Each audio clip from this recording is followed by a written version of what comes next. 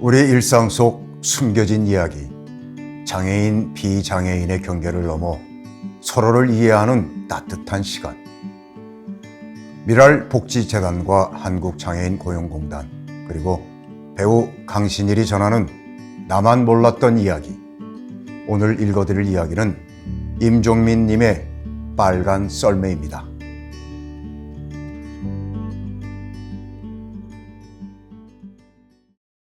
손님은 30대 중반으로 보이는 젊은 남자였다. 그는 자신의 승용차 운전석 문에 등을 기댄 채 서서 술에 취한 듯 고개를 숙이고 있었다. 차가 주차되어 있는 장소에 도착해 그의 모습을 발견한 순간 나는 가슴이 덜컥 내려앉았다. 그의 평범하지 않은 외모 때문이었다.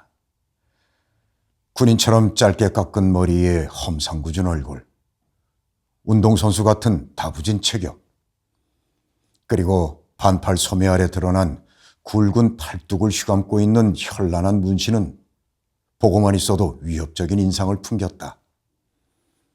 누가 봐도 조직 폭력배라고 생각할 수밖에 없는 외모였다. 안녕하세요. 혹시 대리기사 부르셨나요? 나는 남자에게 가까이 다가가 말을 건넸다. 하지만 그는 내 말을 듣지 못했는지 여전히 고개를 숙인 채 아무런 반응이 없었다. 순간 예감이 좋지 않았다. 또 진상한테 걸려버렸구나 싶었다. 나는 잠시 고민했다. 그냥 배차를 취소해버리고 다른 손님을 받을까? 얼마 전 비슷한 인상의 손님을 만나 호되게 당했던 기억 때문이었다. 언행이 몹시 거칠었던 그 건달 같은 손님은 목적지까지 가는 내내 쉴 새 없이 내게 온갖 위협과 욕을 퍼부으며 술주정을 부렸다. 그때 느꼈던 모멸감이 얼마나 컸던지 일주일 동안 일을 쉬며 대리운전을 그만둘까 심각하게 고민했을 정도였다. 정말 다시는 만나고 싶지 않은 손님이었다. 그게 불과 2달 전의 일이다. 그런데 또 그런 끔찍한 경험을 다시 겪게 될 소지가 다분해 보이는 손님을 만나게 된 거였고, 그래서 무척이나 걱정스러웠다. 난 떨리는 가슴을 진정시키며 다시 그에게 말을 건넸다.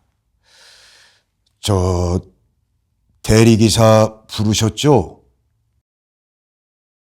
그제야 남자는 고개를 들어 붉게 충혈된 퀭한 눈으로 나를 바라보았다. 그와 눈이 마주치는 순간 나는 얼어붙고 말았다. 남자의 얼굴은 무언가에 잔뜩 화가 나 있는 것처럼 보였다.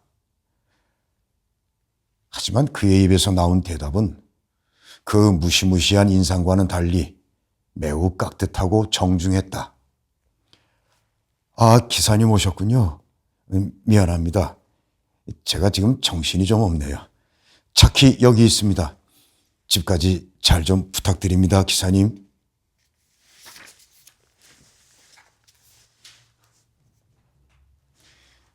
남자는 내게 두 손으로 공손하게 열쇠를 건네주고 조수석에 올라탔다. 나는 나를 대하는 그의 신사 같은 태도에 조금 놀라면서도 적잖이 안심이 됐다.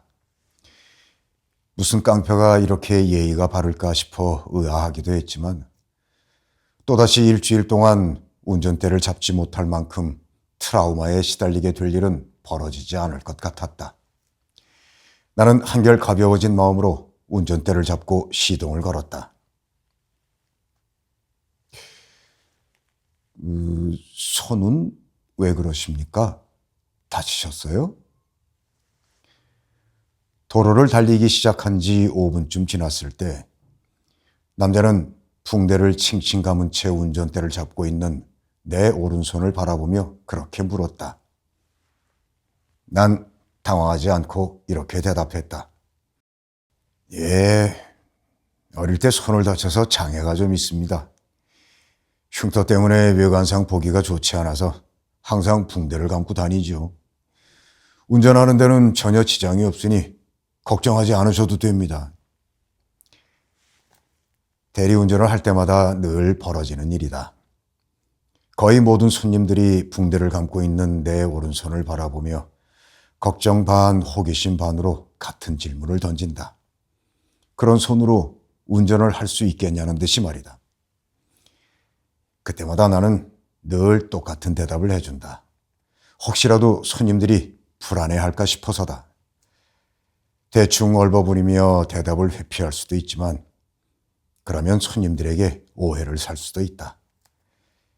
괜히 부끄럽다고 거짓말을 둘러대는 것보다 그 편이 훨씬 속 편하고 스트레스도 덜 받는다. 내 대답을 들은 손님들의 반응은 크게 두 가지로 나뉜다. 더 이상 아무것도 묻지 않거나 간혹 어쩌다가 장애를 가지게 됐느냐고 캐묻는 사람도 있다. 그런 경우엔 참 난감하다. 무슨 말을 어떻게 해야 할지 당황스럽다. 내가 손을 다친 건 고등학교 1학년 겨울방학 때였다. 플라스틱 옷걸이를 만드는 공장에서 아르바이트를 하다가 그만 사출기에 오른손을 크게 다치고 말았다. 그 후 꼬박 1년 동안 병원에 입원해 수술을 4번이나 받았지만 손은 정상으로 돌아오지 않았고 그렇게 3급 장애를 가지게 된 것이었다. 하지만 그런 이야기를 손님들에게 구구절절 늘어놓고 싶지는 않다. 그래서 그냥 운이 별로 좋지 않았습니다. 라고 말해줄 뿐이다. 그런데 이 조직폭력배 같은 남자의 반응은 전혀 예상 밖이었다. 그는 내 말을 듣자마자 이렇게 말했다. 아, 그랬군요. 죄송합니다. 제가 괜한 걸 물었네요. 용서하십시오. 그의 그 말이 나를 또 한 번 놀라게 했다. 지금까지 수많은 손님을 만나봤지만 이런 식으로 되려 미안한 반응을 보이는 손님은 지금까지 단 한 번도 만나본 적이 없어서였다. 그는 진심으로 미안해하고 있었다. 아유, 아닙니다. 괜찮습니다. 신경 쓰지 마십시오. 나는 그에게 웃음을 지어 보이며 말했다. 그러자 남자는 재차 사과했고 그리고는 한동안 말이 없었다. 생각에 잠긴 듯 한참 동안 창밖을 바라보고 있을 뿐이었다. 얼마나 지났을까? 그가 갑자기 낮은 한숨을 길게 내뱉고는 입을 열었다. 기사님도 참 많이 힘드셨겠습니다. 얼마나 힘드셨을지 저도 잘 압니다. 이게 무슨 소리인가 싶었다. 잘 안다고? 그러니까 남자는 지금 장애인들이 사회에서 겪는 온갖 불평등과 선입견들, 그리고 그에 따르는 수많은 시련과 불편함을 자신도 이해하고 있다고 말하고 있는 것이었다. 대체 그가 어떻게 그런 걸 알고 있단 말인가? 문득 이 남자도 장애를 가지고 있는 걸까 하는 생각이 들었다. 하지만 그는 전혀 장애인처럼 보이지 않았다. 나는 조심스럽게 남자에게 물었다. 혹시 손님도 장애가 있으신가요? 그러자 남자가 말했다. 전 아니지만 제 누님이 장애인입니다. 아, 그러시군요. 그러자 남자는 넋두리 하듯 이야기를 늘어놓기 시작했다. 척추장애를 가지고 태어났어요. 그래서 지금도 키가 140cm도 안 돼요. 그 작은 몸으로 고생이란 고생은 다 하고 살았죠. 난 그제야 어렴풋이 이해할 수 있었다.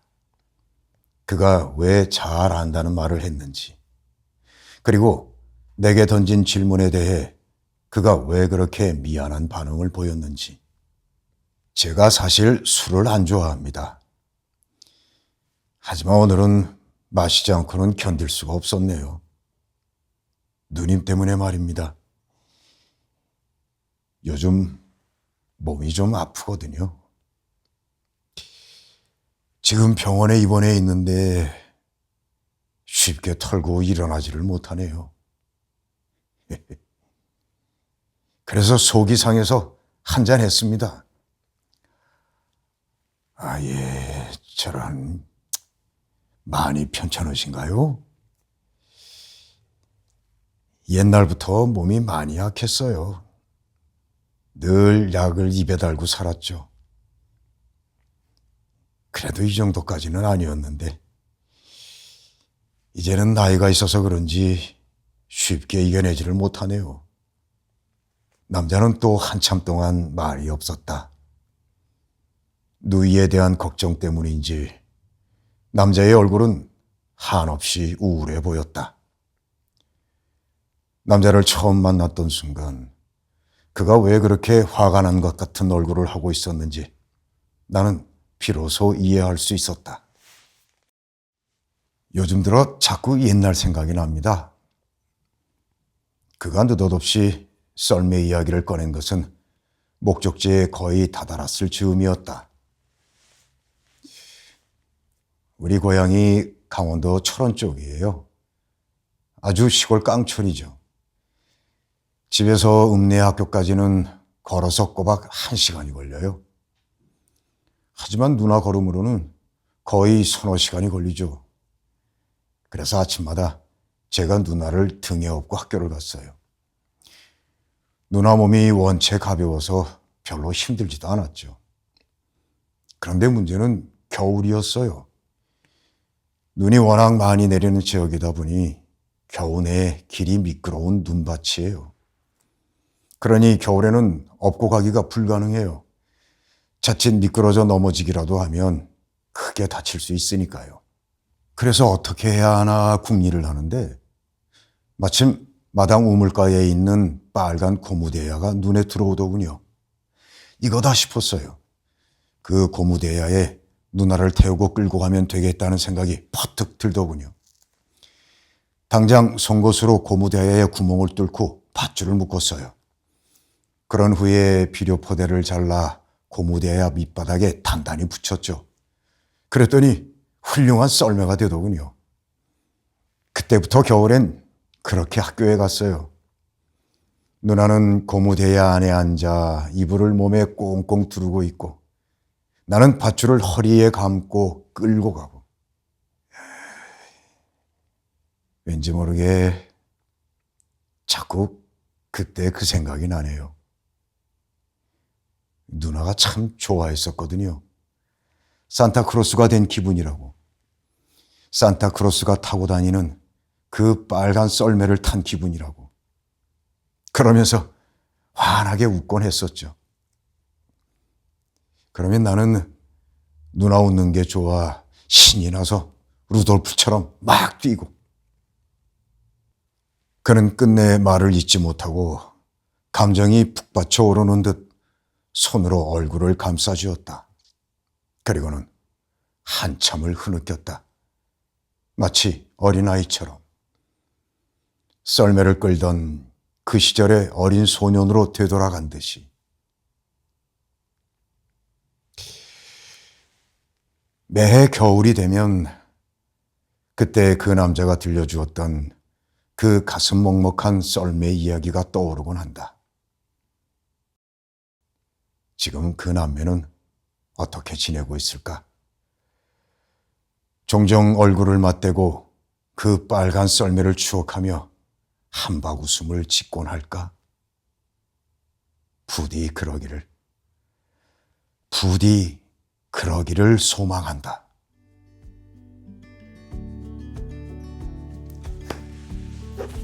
네, 참 가슴이 먹먹하고 마음이 따뜻해지는 그런 글이었습니다. 이 글을 읽으면서 저도 어린 시절에 시골에서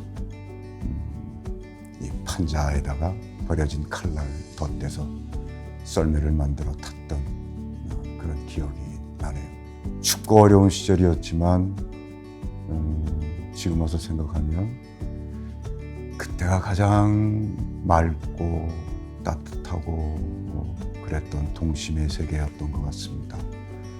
여러분들에게도 이런 잊지 못할 소중한 추억들이 있을 거라고 생각합니다. 오늘 하루 이 글과 함께 여러분들의 소중한 추억이 여러분들의 지금의 삶에 아주 따뜻한 위안이 되는 그런 날이 됐으면 좋겠습니다. 지금까지 임정민님의 빨간 썰매와 함께한 배우 강신일이었습니다. 감사합니다.